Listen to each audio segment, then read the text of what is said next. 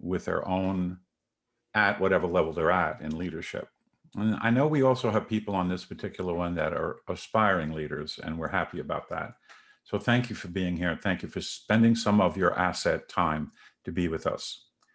I know that you know who Colleen and Vince are if you've listened to some of the webinars, and I'll come back to them in a moment, or to some of the podcasts. But I want you to meet someone I deeply care for, that I've known for, I don't even want to say how many years. And Sharon, you're going to get to give us about, I'll say 30 seconds of your best intro. So who are you, Sharon? And welcome.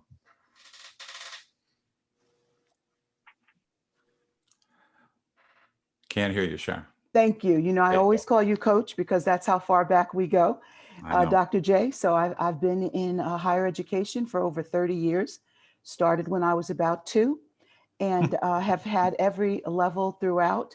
I've been an athletics coach. I've been an athletics director. I have also served in on the academic side of the house, as they say, being an adjunct professor, and additionally as the assistant vice president for student affairs. So a long, long history in higher education, and in particular athletics. That's fabulous. Thank you. Yeah, thank you for saying just when you were very, very little. So that's really helpful. Where I am in my journey at the moment. Absolutely. I will tell you, my grandson in Seattle sent me a song about the long journey home. I don't know where he got the song or why he thought I needed it, but it made me anxious. So I don't know whether something's going on in my life I don't know about, but thanks, Sarah. Good to be with you. Vince, give us 30 seconds of who is Vince? So I'm Vince. I'm a 30-year Navy guy. I spent my time in the DOD and the healthcare arena. So retired and transitioned, and looked at what I enjoyed, which is leadership and team building. And I was very happy to join the JLC team, and I'm having the time of my life doing the things I love, helping people to grow and to get better and to learn along the way myself each and every day. Okay, so I really like that a lot. And what Vince has done is capsulized how we think of ourselves as a JLC community. And our efforts are where people are interested, to enable them to develop their own personal capacity, especially around the areas of compassion and care. And we work on this sense of relationships all the time. It is in those relationships that the real results unfold. So, Colleen, give us a few cents of yourself. Sure, absolutely. My name is Colleen Sullivan. I'm sitting in beautiful Sacramento, California, and I've been working with the Jorgensen Learning Center for how many dog years, Ray? It's, I mean, just a tremendous amount. So I don't know, 12 years. It seems like every time I say this, it gets longer and longer, even though it's only been a month. It has been an honor and pleasure. So I've been working with senior executives all the way down to frontline leaders, supporting them in helping them really grow in the areas that they've identified. So it's been a pleasure and an honor, and I'm really looking forward to this conversation today, especially with you joining us, Sharon. It's just a pleasure working with you. Thank you. Right back at you. It is good to have all of you here. And so I don't know how many dog years you've been with me. And I must tell you, this work that we do, for myself certainly, and I think for my colleagues, we're trying to get better today and be better today than we were yesterday. Mm-hmm. And one of the only ways to do that is through this constant vulnerability with one another and this incredible effort for personal and self-awareness. Well, resiliency is something like that. And we have 3 buckets we're going to talk to today about this resiliency area. One is about COVID, what that's done to us. Zooming, like we are now, what is the technology doing to us? And the 3rd bucket is social unrest. How are we responding to that? But before we jump to there, let me just clarify that we've run into and met and been led by resilient people. And right now, I'd like you to think about somebody in your past that you saw as a resilient leader. Don't tell me their name. Tell me a little bit about the characteristics that they displayed as a resilient leader. Colleen, you want to start us off? Sure. I'd say when I've been working with resilient leaders, I guess you would say they play the hand they're dealt. right? Mm. They're flexible and adaptable. And I've heard you share this with us, Ray, many times, that plans, right, are useless, right? Planning is essential and plans are useless, because it's really important that they plan. So having a plan and an idea is so incredibly important. But then saying, okay, what's happened to the landscape? What's happened to my resources? What's going on with my people? And Mm. really ensuring that you're constantly assessing, looking around, and being open to listening and learning. And Mm. so then you can really adapt and adjust on the fly. Those are some of the qualities and characteristics of resilient leaders that I've had the pleasure of working with. There is something interesting about that. I have watched people in very big leadership jobs have a game plan. And you can do this in athletics, you can do this in a board meeting, you can do this anywhere. They actually have a game plan. And then when the event starts, something changed. And rather than just, lockstepping forward with my plan, they do something different. They pivot, they're agile, because they understand, and this I think is part of the work that I've watched you do, Colleen, with people. They understand the end state. And anytime we have a meeting, or we're going to coach a game, or we're going to go do something, there needs to be an end state. Otherwise, we just followed the plan along as we went. That was really magnificent. Vince, got a resilient leader for me, and tell me a little bit about that person or persons. Yeah, so the qualities that Colleen just outlined, really resonated with me. And so I will say, not only does that person have those qualities, but their ability to communicate those qualities and express those vulnerabilities to the people that they're leading was very important. So my example would be, you gave an example of a leader who had a plan. And many years ago, if you can remember, when in Japan they had the Fukushima nuclear event. Yes. So I was living abroad in Japan. These things were happening. We had a large military naval presence there. And there was a lot of concern about what to do with our population that was in the country.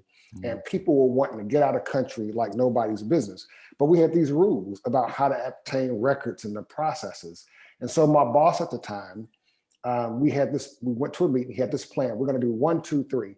And then as people began to show up at the front door, it was clear that individuals had a different perception of what they wanted.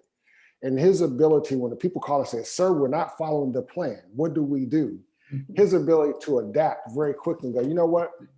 Form a line, get everybody lined up, and give everybody everything they need, and give them 36 days supplies of equipment." That was an adjustment to the plan. And it was probably one of the first times in my career that I realized as a leader, it's okay to communicate a plan, but it's equally okay to be vulnerable enough to communicate that, you know what, we need to make an adjustment. And my original plan didn't work, and that's okay. I never forgot that lesson. It paid tremendous dividends for me personally as I continue to grow as a leader. So that would be my example of a leader who had a plan, made an adjustment, and made his people and the organization better thereof. Yeah, that's really good, Vince. So there's this shift in leadership that I think is starting to happen internationally. And it's not, okay, I'm in charge of you. I'm in charge of this team. I'm in charge of this house. I'm in charge of this command or activity. I need to be taking care of those in my charge. That is a very different way of thinking about this moving forward. And that's what that leader did for you. And those of you that are listening with us right now, I'm sure you are. That's why we did this. You're thinking about leaders you've had that you recognize they were so wonderful in their ability to be resilient and to shift when necessary. That was really cool. Thanks. Sharon, how about you? Got one? Yeah, I've got to echo, of course, what my two colleagues have said so far, because I think they've hit all the points. And I always, when I think about leaders, I think family and my mom. And, what she has shown me throughout my life has been just a phenomenal example of leadership. One thing she continues to say is, don't sweat the small stuff. Keep your eye on the big picture. And especially through this pandemic, we have had to do that and really sort of come to grips with what's truly the most important thing. What's the big picture here? And not worrying about some of these other things that might not fall in place. And then I think the other thing that's really important is empathy. So as we're struggling with our own challenges, leadership to me is also being able to truly put yourself in that other person's position and perspective and show empathy for where they're coming from. So I think you have to have a picture, a big picture, but not sweating the small stuff. And you have to be empathetic. Empathetic leadership is probably sitting on all of us right now as one of the most important things that we can do. In terms of leadership presence, we need to be able to recognize to the best of our ability what it feels like to be in that man or that woman's shoes. If we can't do that, we will make decisions and we'll try to do something useful. Of course, I don't think anybody tries to hurt, but we'll miss opportunities. It made me think of two other things. I was in the Middle East working, and a very large group of people, about 400 or 500. And this woman did the opening activity for us. And she said, think of 3 people in your life that you led, that led you. Okay, she made us write their names down. It was actually Margaret Mead's daughter. And we wrote the people's names down. And then she said, now, if you wrote their names down, write down something that they taught you. I said, wow, okay. I tried to do that. And that was easy. And then she said, write down something that you taught that leader. Now, if I think about you guys here and your story, especially Vince, I started thinking about what did you teach that leader staying in support of the shifting thinking necessary to take care of the people in your care. That is really interesting to see this thing unfold in that way. Yeah. My last piece is really, and Sharon will like this story because poor Sharon had to hear this one already. I was a high school coach, and basketball was my thing. I don't think I was all that wonderful at it, but I enjoyed it tremendously. And I went to workshops like I do now. Like still to this day, in this particular age that I am, I still take workshops. I still go try and learn. So one of the things that I went to was a workshop in, I think it was the Philly area, although it's been a while. And John Wooden was there, who was the coach at UCLA and someone that I really admired. So there's a lot of Q&A, and he didn't talk. He didn't do the presentation. His kids did. He brought 4 or 5 kids with him, and his kids talked to everybody. And anytime they didn't know what to say, he would just shake his head and say, "You got it, guys." Anyhow, one of my buddies from that was down there with me from Brooklyn said, "So tell me what Coach Wooden says to you about winning." And those of you listening, what has this got to do with resilience?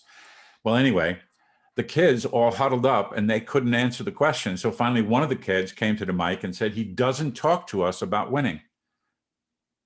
Okay, the winningest coach ever doesn't talk to you about winning.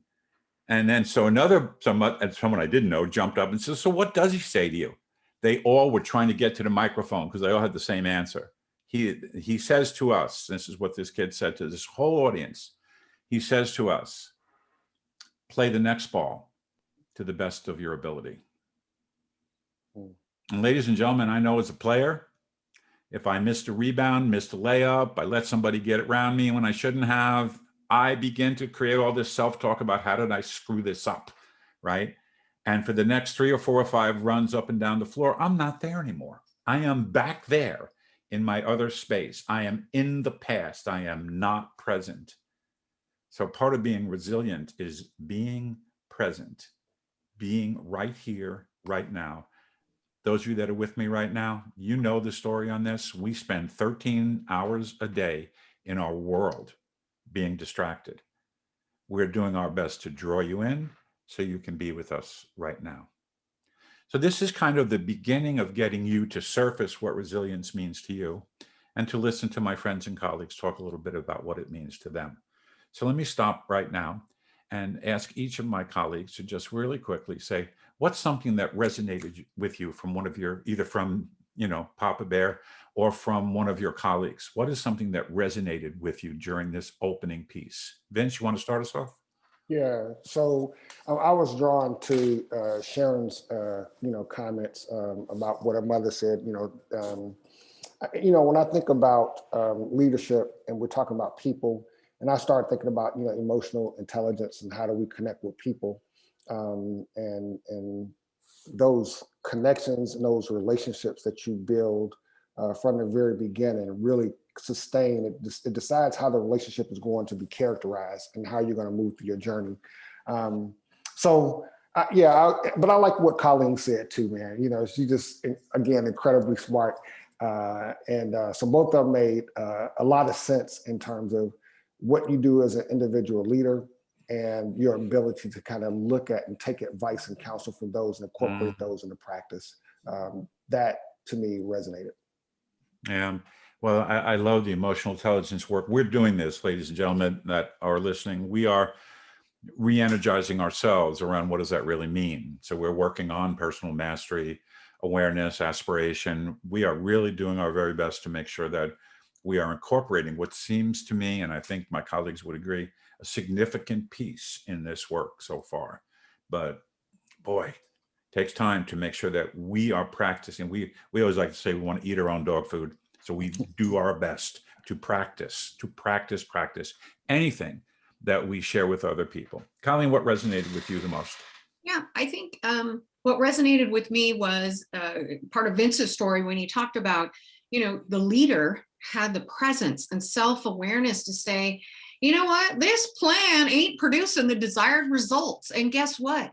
It's not a reflection of me. It's not that I'm a failure. It's just, guess what? Shit happens, things change. And as a leader, how can I continue to have awareness about landscape and how it's changing around me and pivot quickly to ensure that you are keeping your eye on the end state and you're producing the desired results? Otherwise, guess what? Well done, you stuck to your plan, but so what if it's not getting you what you want? So just that vulnerability that he didn't feel married to the damn plan. He was like, damn, this thing, we need to pivot quickly. And I think many leaders feel like that plan, they need to stick to the plan versus, you know what, you guys, I got to tell you, I'm throwing that one out because we need to work together to find a new way to produce the desired result. Okay, so really good. And what Colleen did for you as an audience is teed up. There are five recommendations we will make to you at the end of this call. And the first one is that one. Shit happens. Bad stuff happens. And if we spend all of our time going, why did this happen? Why did it happen to me? Why, you end up being frozen in the past rather than actually present and giving your attention to what's in front of you. That was magnificent. Sharon, how about you? What resonated with you from your colleagues? Wow, Vince, I have to say exactly what Colleen said. That story that you shared really resonated with me, but from a different standpoint. Not only did I hear that the message was that we were going to have to change what we were doing, but the way it was delivered still instilled confidence in those people. When you talk about military, you got that plan and we're going with this plan, come hell or high water. And yet he was able to articulate to the group and get them to understand that we were going to change and still maintain the confidence of that group in his or her leadership. That to me was amazing. And then, of course, what you said, Coach, about being in the moment. And we talk about that so many times because it's difficult for us to disconnect in this day and age and be in the moment. So those were the two things. I tell you, if that literature continues to play forward, I was really surprised. The way they did it, gang, is they said if you want to be a dancer, a ball player, a violinist, you need to give 6 hours a day to that, at least 5 days a week. That'd be 30 hours. And if you do that for 6 months, you can get really good. Well, if I'm giving 13 hours a day to distraction, and I've been doing it now for God knows how long, that's what I'm really good at. And if we don't get distracted, it's almost like we go looking for it. So in the sense of being resilient, we need to do our best to pay attention and be present. So Colleen gave you the first, which is stuff happens that we don't want, we didn't plan for. And as I studied this, there were a lot of bereavement stories about resiliency. And when COVID began, that's what we're going to pivot to, There were many people in my sphere that I hang out with that would say, no, this is nonsense. It's just another flu. It's not really anything significant. And this is just the media trying to hype it up. And then one of my friends in New York lost his father-in-law. And then somebody else that I know in Philadelphia lost their sister. And all of a sudden, it wasn't just another flu. It wasn't, there was a very personal edge to this thing moving forward. And of course, that group of people who have known those two and others who have known me for some time wanted to talk through how they were feeling. And by the way, they can solve their own problems. All I did was give them a space to talk about it. And I think as executive coaches and colleagues and friends, we help people see something on their journey they might have missed. So that sense of giving people space to talk about things and opening the aperture, as Vince says very often, so people can see more. Oh, very nice. So we Hey, begun Ray, with before we pivot, apologize, got some Yeah, questions go. and some comments coming in, and just wanted to say thank you for sending these in. One, it talks about, Sharon touched on a point regarding the ability to keep others with you while you as a leader are making the changes and adjustments. Any tips on keeping others focused and with you? Who'd like to take that one? Sure, I'll touch that. So I think that one of the things you have to do as a leader and to keep your team with you is you have to be very open and transparent with them. I think that, that's a part of establishing that relationship, that understanding. So when you open, you communicate your mission and vision, and you have to be repetitive. People need to know why are we here? As a part of the adult learning process, is the way that we learn is we need to connect with why this information is important. So your ability as a leader to communicate that to your team, I think is critical. And then the vulnerability that you express. People don't care. I say this quite often. I got this from another old boss. And so people don't care how much you know until they know how much you care. And so when you're leading people, they need to know that you hear their voices and that their opinion and expertise count. They're a part of that decision-making process. And you as a leader have to give yourself some decision space. If you have all the answers, and anytime you offer a recommendation and you go, yeah, but the answer is this, and and we're going this way, then people will stop talking. And they will just sit back and wait for you to tell them what to do. And so to get to that end state, you have to be open, you have to communicate, you have to explain to people why this is important. And then you have to make sure all the voices in the room are heard and listen respectfully and respond respectfully and incorporate those views. If they're right, be a vulnerable leader and say, you know what, that's a great point, you're right. And that's better than the idea I presented, let's do that. Would one of you like to build on what Vince said? Yeah, I think feedback, what you're talking about is you've got to have buy-in. And the only way to get buy-in is to give others a voice. So I think that's critical, to just add to what Vince said, that feedback and giving everyone a voice so that you have buy-in from your stakeholders is key. And then letting them analyze. When you throw out a plan, hopefully that plan has included them in building it or creating it. And if it hasn't, as you present it, then you've got to seek that feedback. And as Vince said, honestly listen to it to provide, I think you've got a good point there. Let's tweak point A or tweak point B, or set up a plan that, look, we're going to roll this out next week, next month, and we're going to have these times that we're going to check in to see whether or not this is truly working for us. The terminology that you use is very important. It should not be I, it should be we, it should be us. And that will continue to keep your buy-in. That's beautiful. Thank you. Colleen, anything to add? Yeah, I just wanted to say, once again, I appreciate all the comments coming in. And I think that one of the questions, and I will loop back to several more, because I know that we've got a couple other conversations to move forward to, but just one I think that Sharon's been really addressing, as well as Vince. Someone asked, as a leader, how do you know you need to be led?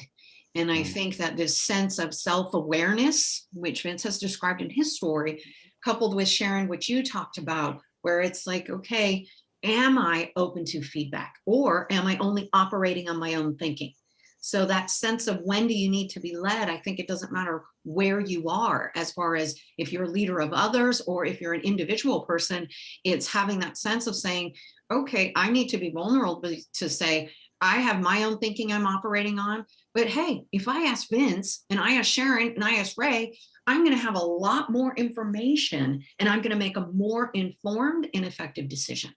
So how can I ensure I'm not just operating on my Colene's own thinking, which is flawed, needless to say, but how can I really create that true collaborative environment? Right? Yeah, so that's really what you just laid on the table is something that you guys can get from us on the site. It is recognizing that I see a situation. A situation is filled with data points. I take the data in and I come to a conclusion. Because I'm human, I filter some data out. I don't get it all. And I end up coming to a conclusion that is missing some data points. So how do I get myself to open to other people who may have interpreted the data different? This is more than we can talk about today, but data are neutral until we interpret them. So if I gave Sharon, Vince, and Colleen a data set and said, look at this for 5 minutes and tell me how it lands on you, they're going to have 3 very different perspectives. It is when we recognize, to a point I think Sharon made a few minutes ago, or maybe you did, Vince, every voice matters. Every voice matters. And we need to recognize that even the voice that's telling them what they think we should do is also a flawed conclusion. When everybody understands that level of collaboration, recognizing this is what I think, and I just made that up. Is there another idea? So the more we start to do, I watched a leader, a big time leader in a state, right next to the governor in this particular state. And after he went through whatever it is that I did with him and his team, he would say, okay, I'm going to go talk to the governor about this team, and this is how I'm leaning. Does anybody see it differently? Does anyone have another perspective that I may need? That is that ability to collaborate. So we've hit a few things about resilience. I'm going to kind of play them out completely right now so far, all right? One of the first ones is that stuff happens. COVID happens. Zoom happened. The insurrection in our communities, it happened. Stuff happens. The second is, and I think Vince, you did it beautifully with Sharon on this one, relentless repetition. Relentless repetition of what is the end state, where are we trying to get to? That is so critical. The way you get there will be varied. Leaders need to consistently, regularly give relentless repetition of the end state and why it matters. The why is, we're all watching Simon Sinek from time to time, and I love his talks. And one of the big ones he does is you got to know your why, and the people you're working with have to know their why. When those individual whys and the big why come together, there's a lot of power. And there's no question that's true. That is the discipline that we work on personal mastery and shared vision. So making sure we understand that. So stuff happens. Relentless repetition is critical. Make sure people are involved. Why is it important for people to be involved? The literature that I have chased on resilience says the following: most important aspect of somebody being able to get it through a tough situation are networks and relationships. If I don't have relationships with my grandmother, my mom, my dad, whoever it is that's deep in my life and connected to me, I'm going to struggle because I'm going to feel alone. It is really important to recognize the power in networks and the power of relationships in this arena of getting through any kind of bad thing that happened. So good. Let me just stop. Any other question before I move on to the next piece? There was one comment that I want to go back to, and it said, as a parent, I try to teach my kids that it's okay to lose, to not get it right, to make mistakes.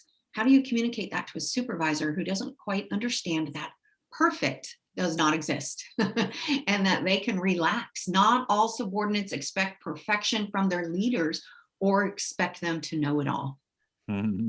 Just a really nice comment about, and I think that goes back to that relationships and connectivity. And I can just say one thing on this, because my son Connor is struggling in his first year at MSU, and I just had this conversation with him. It's an ongoing conversation. Those of you who listen to the podcast, you're probably aware of this, but he was saying to me the other day, he just said, I'm not doing well in stats. It's like the finals in 2 weeks. I said, honey, this grade is not you. This is not who you are as a person. There are ways for you to move past that. And I'm here as a resource to help you. But it goes back to that side. Sometimes people feel like they're on an island and they're Mm. not networking and thinking about who is around me that I can help and that can Mhm. support me. Yeah, that's beautiful. How about you guys? What are you thinking listening to that comment that came in? I Sharon? have to jump in here on this athletics analogy that we have going. Back to my mom, who has always told me, you do your best and your best will be good enough for me. And so I don't, raising a son and raising a person who, especially within our community of color, you have to overachieve, we tell our kids. You want to make sure that you're not saying it's okay to lose. I have never said that to him. But what I've always said to him is, I just want your best. Was that your best? And if his response back to me was, no, it wasn't, then okay, that's where you failed because you didn't bring your best. But if you bring your best effort, that is what we should always strive for. And then in terms of trying to help others see that, I don't know if that will be achieved. I think we can only do what we can do. That's just my personal perspective. So you share it with someone who you feel you need to influence about seeking being the best and excellence as opposed to always winning. And then you have to let the chips fall where they may. Yeah, you're going to make me say something I don't typically say. So Uh-oh. I've learned more from people leading me that I was really questioning their capabilities. And I learned what not to do very often. And great leaders celebrate mistakes. Great leaders celebrate mistakes. They don't minimize them. They don't make the person publicly, especially wrong, or call them out. It's almost like there's another side of motivation that lived in the early 1900s in the Industrial Revolution. And that is, beat them down until you get them to do it right. It just doesn't work. And it certainly doesn't work today. So this ability to recognize, how do I influence up?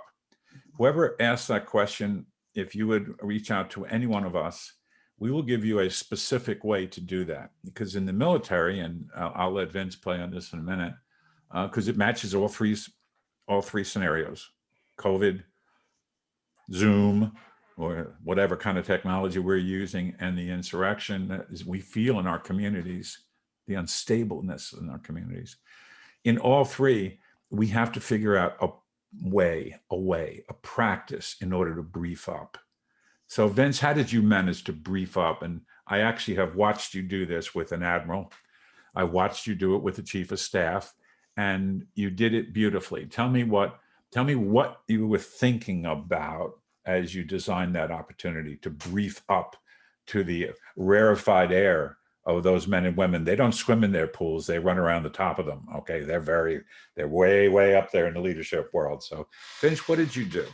Yeah, well, so again, I work very hard when I go to work with somebody to establish a relationship and a rapport. And then I try to better understand what their expectations are of me. And I seek to communicate what my expectations are of them as a leader so I can provide them the very best of what I bring to the table and what I have to offer. So I believe in setting a stage to the best of my ability, because when I come into my boss's space, or if I have a question, they need to know where that's coming from. Vince, I'm focused on the outcome that has been communicated to me. So I begin the conversation with the stated outcome that has been communicated in the organization has been to achieve X. And in alignment with that stated outcome, here are some things that I would like to propose, or whether it's an agreement or disagreement, things that I'm seeing in the workspace that I believe we can enhance or we should do differently to better align with the stated outcome, boss, that you have outlined and has been very clear. And so I would present my information in alignment with the stated organization objectives and outcomes. That's the approach that I would take. Yeah, there's something really big. It's a big deal to be able to say, this is the end state that you had me agree to with you. And I understand it, I think. Let me make sure I understand it, and then I'll restate it. So there is a particular methodology, and you can look on the site to see it. It is a way to brief up using a particular method. And what Vince did was the setup for the method. This is why I'm talking to you. Before he got to that point, though, he said, I do my best, whatever that is, to Sharon's point, I do my best to establish a relationship with that person who is leading me. And what you're trying to get to is a place called safely dangerous space, a space where I can actually show up and in a very open and vulnerable way, let my supervisor, the person I report to, understand how I see it. If I can't do that, we will continue along with the conclusions that I had. Remember those flawed conclusions, and not being able to move forward. Anyone that wants more on this, please contact us. This is a constant part of our coaching. Our executive coaching is all about how can I frame this so it doesn't look like I'm just complaining. Final thoughts on this one, Colleen? Yeah, I'm just kind of going back to, I really like what Sharon was talking about, how, as long as you're giving your best effort, and I'd almost link your best effort, and I would almost link it to, and continuing to keep focused on the direction you're trying to achieve. I really like that, because think about how much each one of us, really has gone through in the last 12 months and even before that, right? And so this sense of each day, our best effort might look different. Right? My effort yesterday could have sucked because I was having a bad day and I was just focused on some things that were not going right for me. But each day you wake up, and I think I really love what you shared with us, what your mom said is, am I giving my best effort? And it's okay for your best effort each day to be different based upon kind of where you're at emotionally. So I really appreciate that. That's what's really resonating with me. Well, gang, we're starting to get to a space where I worry about time. And I know you guys have given us this 45 minutes. So let me kind of do something, then I'll pivot to my colleagues to pick up on all the things that are happening to us right now. So what I did, and we've begun it already. So there are like 5 things. So if you're in the car, don't write it down. If you are somewhere near a pencil, write it down. Okay. The first one is that stuff happens, shit happens, bad stuff happens to all of us. We got to do our best not to spend time going why and why me, and because that just puts you, and I don't even want to think about one of the ones I listened to. The woman lost her kid. I can't even think about that. And my son this week just went through a big surgery for cancer. Of course, I thought about losing him, and it was something I don't want to get over, right? And all of the work I've been doing on this particular webinar today kept bringing back to me from multiple places these couple of things, 5 things that I think you can do. 1, recognition. Pay attention. It happens. And it happens. The second one has to do with the practice that I use and many of the people that founded the United States of America use. It's called Stoicism. So the second one is, the only thing you can control is your response, nothing else. And you did that hula hoop thing for us once before on that one, Colleen, that your mom taught you, that you're inside the hula hoop. That's what I can control, but nothing else. Mm-hmm. The third one, and this is hard in a very tough situation, look for the good. In the worst of situations, look for the good. I think about the schools that I've worked with through this COVID thing and the absolute exhaustion they feel from Zooming. I keep saying that there's some things in here that are useful. Vince, I don't know if you've experienced this, but the Army hired a group of people to help them coming back from Iraq and Afghanistan. And this is a blend of the things that they were learning, and they called it hunting for the good. So of course that language probably made more sense to an Army person on the deck, right? Or not on the deck, but on the ground. Hunt for the good. Bad stuff happens. Control what you can control, your response, nothing else. Look for the good. This next one, I really want you to hang on to, ladies and gentlemen. It's the relationships that help us to go forward. It's my relationships with these 2 women and that man that allows me to do this work. I love them. There's no question that I unconditionally love them. And I want them in my life because they help me. And when I'm struggling with something, I know they're there. They're with me. The last one, and it's the one that I think you will hear, more people will respond to this. And I think as you think about resilience, guys, listen to this. It becomes to an assessment of self. Is what I'm thinking and doing harming me or helping me? Is it harming me or helping me? So given those 5 ideas, they're not in any order, okay? This is not a linear process. It's a swirly process like every other systems entity we run into. But I want one of you guys, take one of those and talk about any one of the 3. So talk about the incredible community unrest that we feel right now. What's one of, let's do that one first, because COVID, we kind of hit a little bit. We know all the COVID stuff. Community unrest that we're feeling right now, the social unrest in our world. Which of those resonates the most with you personally in terms of how to respond? Colleen? Well, I think for me, the one thing as I look at some of the social unrest and some of the things that are going on is I go back to that stoicism piece and I go back to my response, right? And I think sometimes, because, you know, as much as I have a viewpoint and I have a perspective, which is right, according to me, and I might be in a conversation where someone sees that differently.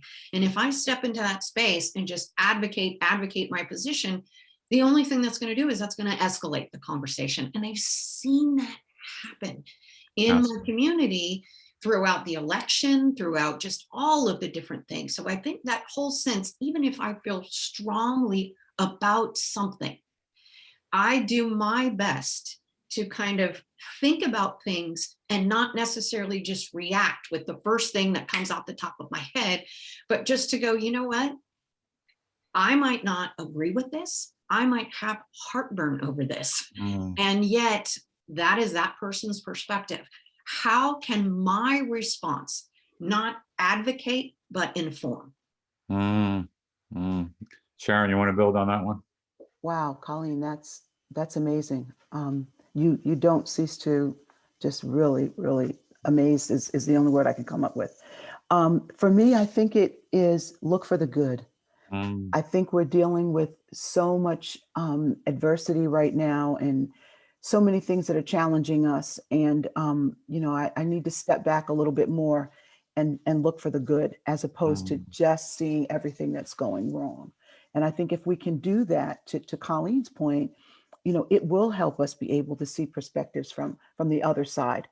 And it's fine to walk away and say, you know, we're going to have to agree to disagree on this one. Yeah.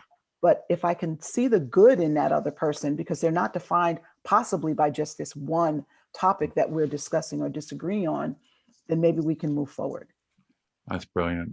There's a whole body of work that somebody produces. Vince, what are you thinking? So I can appreciate what both my colleagues said, but my viewpoint is just a little bit opposite. So, you know, what Colleen talked about being very stoic and being very objective in her thought.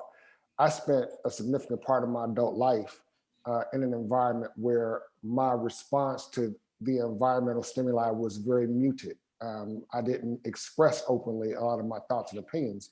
And now that I've transitioned to another part of my life, I find myself more in that arena for the assessment of self because I'm much more verbal now than I have been previously.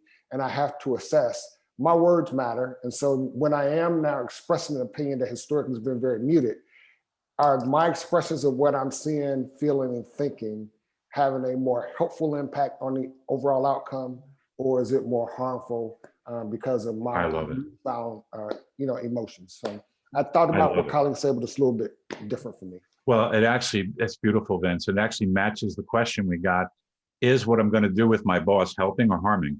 Yeah. You know, am I putting myself in a position where I won't be heard anymore or seen as a complainer? Whoa, I don't want any of that, you know. So, okay, ladies and gentlemen, we're out of time. This has been magnificent for me. I learned so much from my colleagues. They are just incredible. You want to learn more about us, I'm going to use their final comments as our checkout for today because we are out of time. You can find us on gojlc.com. We drop a podcast every week. We do a webinar a month. We'd love to have you.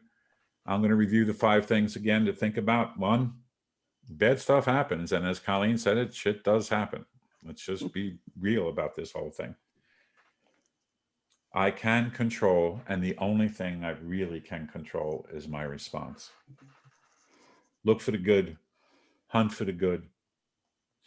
Relationships matter incredibly in times of crisis or trouble.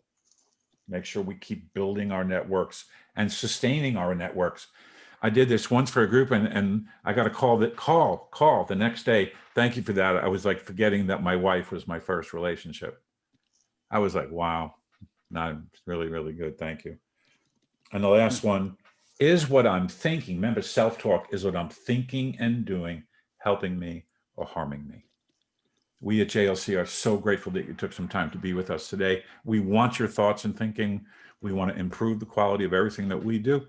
This was our best effort to talk about the miracle of resilience. I hope you enjoyed it. Very grateful that you were with us today. Take care of one another. Thank you.